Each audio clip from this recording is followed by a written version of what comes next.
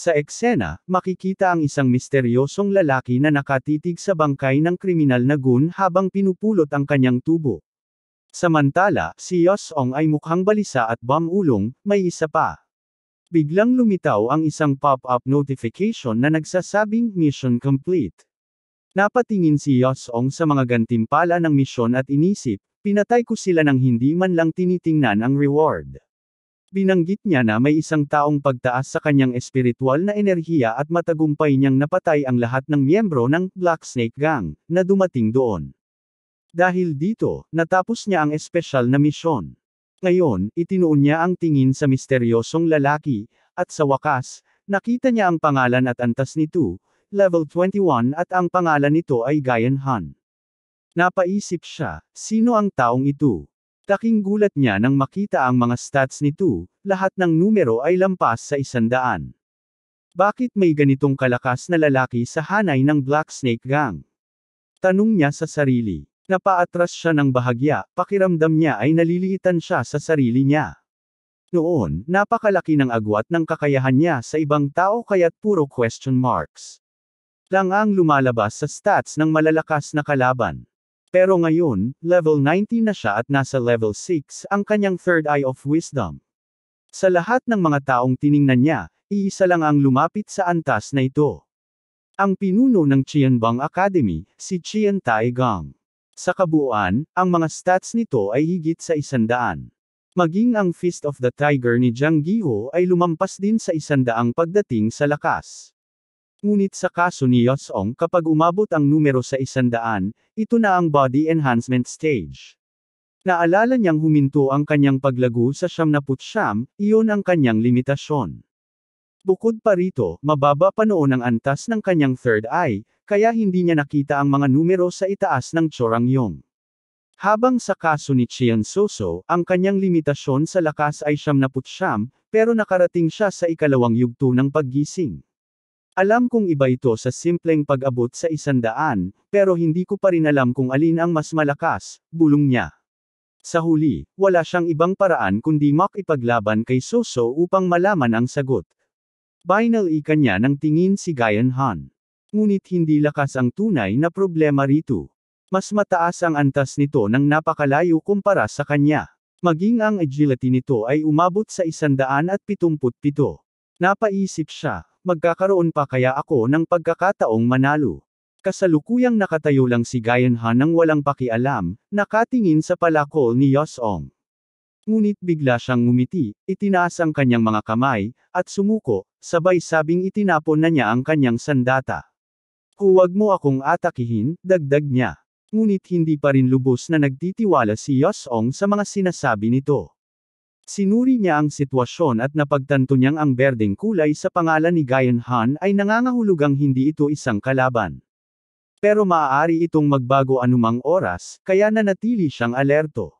Biglang ngumiti si Guyan Han at tinanong siya, ikaw ba ang isa sa mga dragon ng Qianbang? Napakunot noo si Yosong, hindi niya maintindihan ang ibig sabihin ng lalaki. Mabilis namang sumagot si Guyan Han na tiyak siya sa kanyang hinala. Ang mga partisans at mga paksang pampulitika ay hindi mahusay gumamit ng palakol.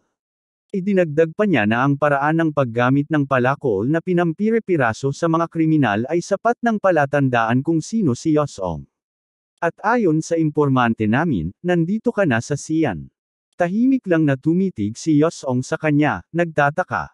Ang Moyan Axe Method ang tanging martial technique na may kaugnayan sa palakol sa Mount Hua Sect, inisip niya. Pero, akala niya ba na isa akong dragon? Ang tunay na dragon ng Mount Hua ay si Chorangyong. Muling nagsalita si Guyan Han at tinanong siya kung iniisip niya kung bakit siya napagkamalang dragon. Umiti siya at sinabing, may iba pa bang disipulo ng Mount Hua Sect na kayang magpagulo ng isip ko sa ganyang edad? Napatanga si Yosong. Hindi siya makapaniwala na iyon lang ang basehan ni Guyan Han. Habang patuloy na nagsasalita si Guyan Han, bigla na lang siyang naglaho at sa isang iglap, nasa tabi na siya ni Yosong. Mahinang bumulong si Guyan Han sa tainga niya. Sino pa sa tingin mo? Mabilis na lumingon si Yosong at sinubukang atakihin siya. Pero, naglaho si Guyan Han at mistulang naging usok. Sa isang iglap, nasa bubong na ito, nakatayo, nakangiti. Tayo na lang kaya ang magtulungan? Tanong niya kay Yosong. Hindi na natin kailangang mag-away sa ganitong maduming lugar.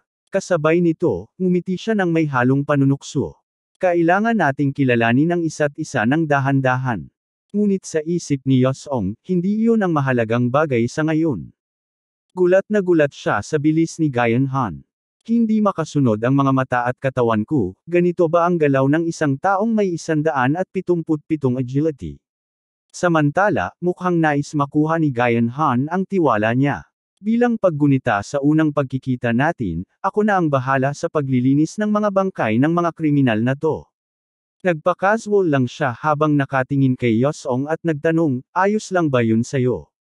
Ngunit sa likod ng kanyang nakasisilaw ng ngiti, bumantong hininga siya at nagsalita ng may kasiguraduhan. Huwag mo akong pasalamatan, babawiin ko rin lahat ito sa iyo balang araw, may patong na interes. Pagkatapos noon, tumalikod lang siya at nagsabi sa batang prodigy ay magkikita silang muli sa susunod. Pagkasabi noon, bigla na lang naglaho si Gayan Han sa hangin, parang bula. Nanlaki ang mata ni Yosong, hindi makapaniwalang ganoon lang basta naglaho ang lalaki. Sino ba talaga ang taong iyon?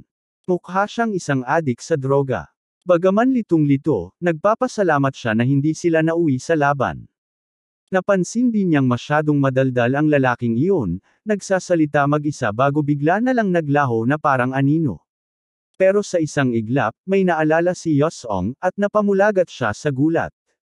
Sandali, ang apelyido niya ay Bungni, ibig sabihin, galing siya sa hilagang Bungni clan. Ang clan na lumikha ng isang pambihirang teknik, isang teknik na kayang gawing parang multo ang isang tao. Ang ghost step technique ng Bungni clan. Nabahala si Yosong. Naalala niya ang tungkol sa First Demon Union, 100 taon na ang nakalipas, isa itong kagalang-galang na pamilya. Pero kalaunan, naging tiwali sila at ipinagkanulo ang kanilang panig. Bungni Gayan Han, bulong niya sa sarili. Halos nakalimutan ko na ang pangalang iyon. Hindi na kasi madalas banggitin ang pangalan ng pamilya nila. Pero ngayon, malinaw sa kanya. Si Gayan Han, ang ikatlong anak ng First Demon Union. Siya rin ang unang master ng Honem, isa sa pinakabatang masters sa buong mundo. Kung mayroong Jianggiho at Shorangyong sa hanay ng mga kagalang-galang na mandirigma, si Gayan Han naman ang kabaligtaran nila. Ngunit sa talento at kakayahan, kapantay niya ang mga ito. At higit sa lahat, ang pinakaangkop na titulo para sa kanya ay ang susunod na hari ng Demon Clan. Kahit pangatlong tagapagmana lamang siya, nagawa niyang manalo sa rangkang competition. Lalo pang kinabahan si Yosong sa di inaasahang pagkikita nila. Ang lalaking ito, siya ang magiging asawa ni Cheon Soso sa hinaharap. Ngunit bago pa siya tuluyang lumunin ng takot, isang maliit na kamay ang biglang humawak sa kanya. Napatingin siya, isang batang babae, nakatingala sa kanya na parang may gustong itanong.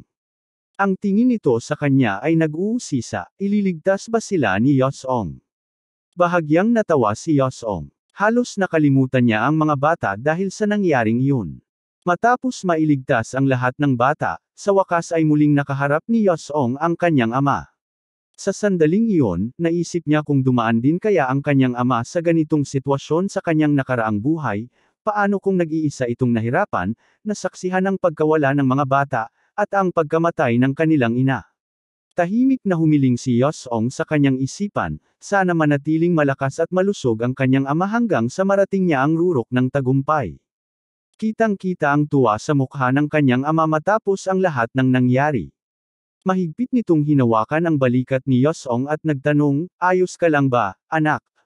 Pagkatapos, niyakap siya nito ng mahigpit at may pagmamalaking sinabing, napakagaling ng ginawa mo. Napaka-proud ko sa'yo, anak.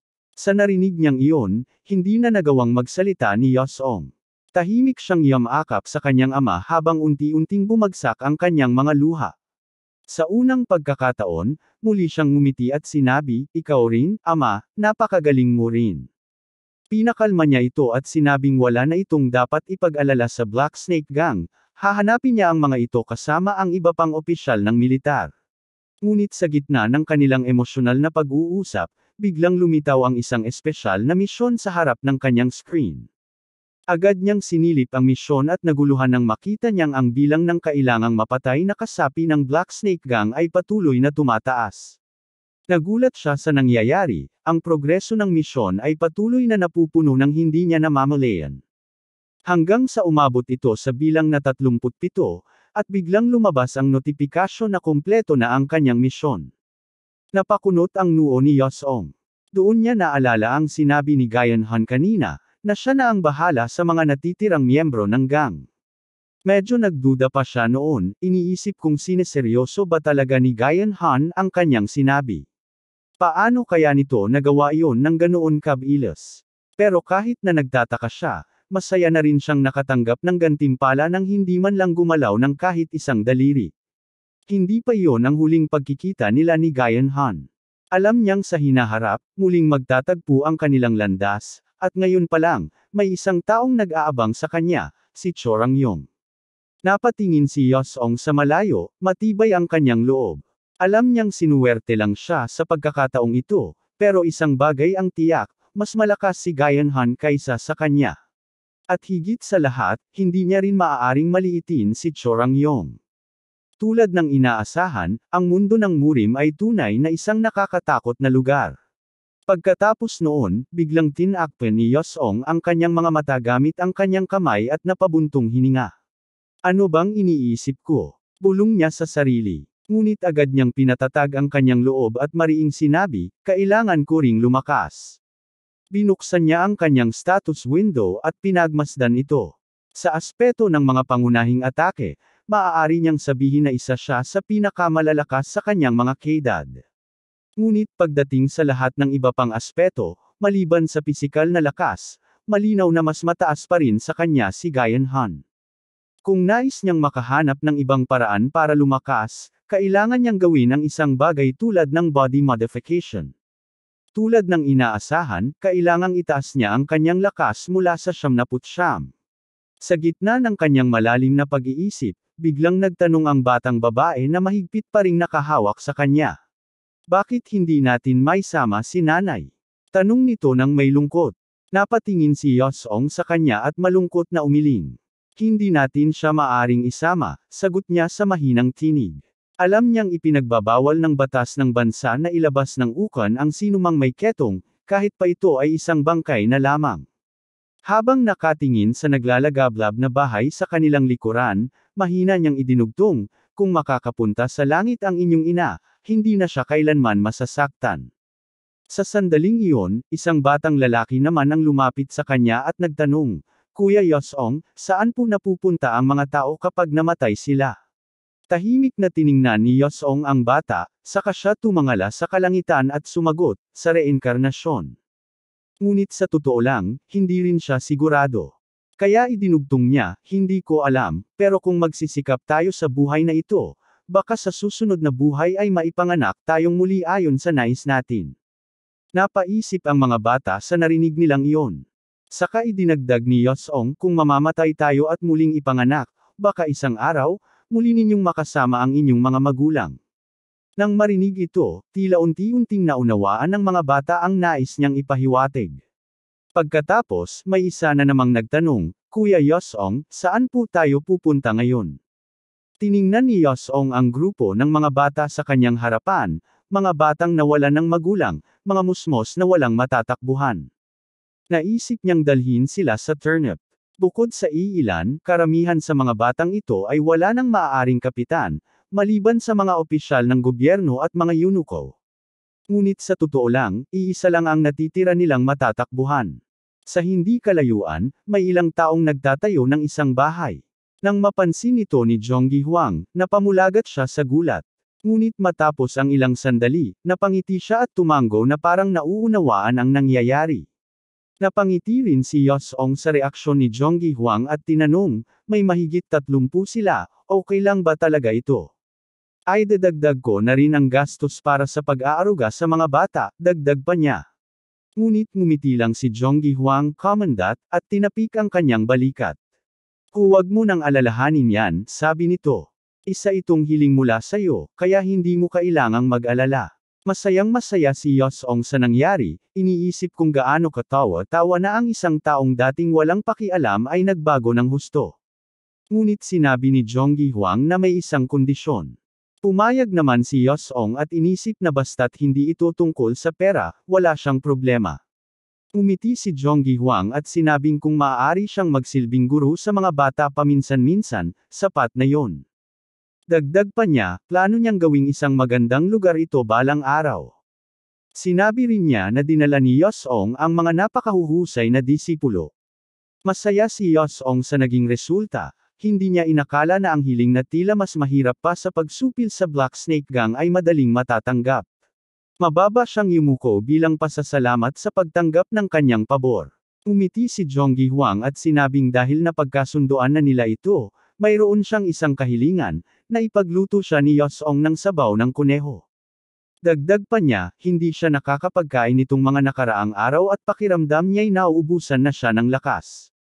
Tumango si Yosong at masayang tinanggap ang kahilingan ni Jonggi Huang. Matapos iyon, magalang silang yumuko at nagpaalam sa isa't isa. Ngunit biglang tinawag si Yosong ng isang batang lalaki. Tinanong siya nito, kung manatili ako rito, magiging katulad din ba kita? Umiti si Yosong sa bata at sinabing, syempre, pero dapat bisitahin mo rin ang ibang lugar. Tinanong ng bata kung anong lugar iyon. Umiti si Yosong habang hinahaplos ang balikat ng bata at sinabing, sa Murim University. Dagdag pa niya, kailangan mong pumunta roon, makipagkita sa mas malalakas na tao, at lalo pang lumakas. Namangha ang bata sa narinig niya. Sinabi ni Yosong na aalis na siya ngayon. Agad namang sumagot ang bata, gusto kong sumama sayo. Ngunit hinaplos ni Yosong ang buhok ng bata at sinabing, kailangan mo munang magsanay ng mabuti rito bago ka makapunta roon. Dagdag pa niya, madalas akong bibisita sa inyo. Masayang tumango ang bata at naunawaan ang ibig sabihin ni Yosong. Habang kumakaway si Yosong sa kanila, naalala niya ang panahong walang pumapansin sa kanya saan man siya magpunta. Hindi dahil iniisip niyang hindi niya kaya, kundi dahil walang naniwala sa kanya. Itinuring siyang talunan, kinut siya, at itinapon. Ngunit ngayon, ang mga taong matagal na niyang hinanggad ay naging kanyang mga kaibigan. Naniniwala at nagtitiwala na sila sa kanya. At marami ng tao sa Sian ang umaasa sa kanya. Ngayon, nagkaroon siya ng lakas para magpatuloy. Nakatayo siyang matatag, puno ng sigasig, at buong kumpiyansang sinabi. Mapabayman o Chorangyong, kahit sino pa sila. Magiging mas malakas ako. Walang katapusang pag-level up. At ngayon, biglang dumating ang taglamig habang nakahiga si Yosong, nag-iisip. Kahit na patuloy siyang nagsasanay at nakatuon sa pagpapalakas, tila nananatili lang sa antas 79 ang kanyang lakas. Iniisip niya kung kailangan ba niyang magbuhat ng mas mabibigat na bagay. Biglang lumitaw si Soso at nagtanong, nakahiga ka na naman. Nagulat si Yosong at napabuntong hininga. Ikaw na naman. Tumalikod si Soso at nagkunwaring aalis. Dahil tamad ka, aalis na lang ako. Ngunit nakangiting sumagot si Yosong, bakit ka biglang aalis? Sa halip na sumagot, tumingkayad lang si Soso at dinilaan siya bago tumawa ng pailalim. Pagkatapos noon, nag-usap lang sila ng walang pakundangan. Tinanong ni Soso kung bakit palaging nakahiga si Yosong at nakatingala sa langit. Ano ba ang tinitingnan mo dyan? Dagdag pa niya. Umiti lang si Yosong at walang partikular na sagot. Wala naman talagang dahilan. Sumang-ayon si Soso at sinabing, tama. Wala namang dahilan para tumangala sa langit, kagaya na lang ng wala kang dahilan para maging pinakamahusay sa buong mundo, di ba? Ngunit nakangiti siyang tiningnan ni Yosong at sinabing, hindi naman sa wala akong dahilan. Napakunot noo si Soso at nag-usisa, ano nga ba ang dahilan mo? Sumandal si Yosong sa puno at saglit na nag-isip. Dahil sa kasabikan. Napataas ang kilay ni Soso. Kasabikan. Anong meron sa kasabikan na yan? Nakangiti pa rin si Yosong nang sagutin siya. Kung nakakaramdam ako ng kasabikan sa isang bagay sa simpleng pag-iisip pa lang, hindi ba't sulit subukan ito? Tila seryoso si Soso habang iniisip ang sagot niya. Ano bang mayroon sa inyong mga lalaki at ang dali ninyong ma-excite sa ganyan? Bahagyang tumingin si Yosong sa kanya, tila nagdududa. Anong ibig mong sabihin sa ganyan? Dagdag pa niya, ikaw nga, bakit ka nagsasanay? Para saan? Napatingala si Soso sa langit at saglit na natahimik bago sumagot, ayaw kong maibenta, kapag naging tunay akong master. Hindi na niya itinuloy ang sasabihin, ngunit halata sa kanyang mukha na marami siyang iniisip, lalo na tungkol sa kanyang hinaharap, at sa kasal. Bigla siyang binangga sa balikat ni Yosong. Nakangiti ito habang sinasabing, huwag kang mag-alala. Kung ikaw si Soso, sigurado akong magiging isang tunay kang master. Pagkatapos ay biniro siya, pero siguro, mas mabuti nang maging pangalawa ka lang sa pinakamahusay sa mundo. Bahagyang nainis si Soso at agad na nagtanong, anong ibig mong sabihin sa pangalawa? Nakangiting itinuro ni Yosong ang sarili at buong kumpiyansang sinabi, dahil ako ang magiging pinakamahusay sa mundo. Tumawa siya at sinabing, pero kung magiging pangalawa ka man lang, hindi ka na mapipilitang magpakasal. Bahagyang namula si Soso at ngumiti, saka sumagot, sige, sang-ayon ako sa sinabi mo. Ako ang magiging pinakamahusay na babaeng master sa buong mundo. Ngunit bago siya umalis, lumingon siya kay Yosong at ngumiti ng mapanukso. Pero, hindi iyon mangyayari. Pagkatapos ay seryoso siyang tumingin sa kanya. Dahil ako rin ang magiging pinakamahusay sa mundo. Nakangiti si Yosong habang pinagmamasdan siya. Gusto mo bang subukan? Pang-aasar niya. At sa isang iglap, nag-umpisa na naman silang magtalo. Samantala, makikita na ngayon sina Jang Giho at Yosong sa screen. Napabuntong hininga si Giho at sinabing hindi pa rin siya sanay dito. Napakunot noo naman si Yosong, nagtataka kung ano ang tinutukoy ni Giho. Lumabas na ang ibig niyang sabihin, ang lamig. Nanginginig si Giho sa ginaw, kaya napailing si Yosong at sinabihan siyang tanga. Obvious naman daw na giniginaw siya, palagi siyang naka-sleeveless. Pero mukhang may iniisip si Giho, dahil bigla niyang sinabi na noong nakaraang taon, nakaligtas naman siya sa lamig kahit naka-sleeveless siya. Nag-alinlangan si Yosong sa sinabi ni Giho. Iniisip niya kung mas malamig nga ba sa Jeongnam Mountain ngayong taon. Biglang nagpalit ng paksa si Giho. Itinuro niya ang bag sa may baywang ni Yosong at nagtanong, bag ba yan? Ang cute naman. Sumagot si Yosong parang ganun na nga. Hindi niya na idinetalye pa, pero ang totoo, iyon ang gantimpala niya mula sa huling misyon. Nadiskubre niya na ang gamit ng bag na ito ay higit pa sa inaakala niya. Dahil medyo komplikado ang paliwanag, hindi na lang niya ipinaliwanag kay Giho ng buo. Sa halip, ipinakita lang niya ang magnet sa pinjutan ng bag. Napamulagat si Giho. Saan mo nakuha yang magnet? Ang astig niyan. Napabuntong hininga si Giho at nagreklamo kung gaano ka-hassle ang mag-impake ng gamit. Napaisip tuloy siya kung hindi na lang kaya siya maglakad ng hubot-hubad. Itinuro niya ang iba pang mga kasama. Bakit ba kasi kailangan nating mag-impake? Di ba sasali rin sa Phoenix at Dragon Test ang ibang grupo? Napailing si Yosong. Trainees lang tayo. Ipinaliwanag niya na pupunta sila sa Jeongnam Mountain bilang mga kinatawan ng paaralan upang suriin at alamin ang tunay na kahulugan ng Yongbangsi. Dagdag pa niya, ang mga trainees ay mula sa Senior Military Academy. Bukod doon, darating din ang mga mandirigma mula sa Murim Alliance upang suriin sila. Napakunot noo si Giho. At ano naman ang pinagkaiba? Napatingin si Yosong sa mga trainees at napaisip. Sa kanya, napakalinaw ng kaibahan. Sa buong midfield, iilan lang ang tunay na nakakaunawa nito gaya niya. Naalala niya ang pagsubok na pinagdaanan niya sa kanyang nakaraang buhay. Isa sa mga dahilan kung bakit gusto niyang maging direktang disipulo noong entrance exam ay para makapasok sa Yongbangsi, isang pangarap na inaasam din ng maraming estudyante ng martial arts. Alam niya kung gaano kahirap pumasa sa Yongbangsi exam. Kahit makapasa pa ang isa, madalas na nauuwi lang siya bilang isang walang pangalang samurai na tagalinis ng mga kalat o isang mababang ranggong opisyal sa Murim League. Sa kanyang nakaraang buhay, pagkatapos niyang makapasa sa Basic Yongbangsi College exam, buong buhay niyang pinagsilbihan ang Murim Alliance. Pero ngayon, tapos na ang mga araw niya bilang kapitan ng backup units. Gayunpaman, sinabi ni Giho na wala naman iyong kinalaman sa kanila. Kita pa rin sa mukha niya ang pagkalito nang biglang lumitaw si Soso at tumingin sa kanila. Umiti si Soso at nagsabing, nandito na pala kayo. Naipakete niyo na ba ang mga gamit niyo? Waring wala namang pakialam si Giho at walang interes na sumagot.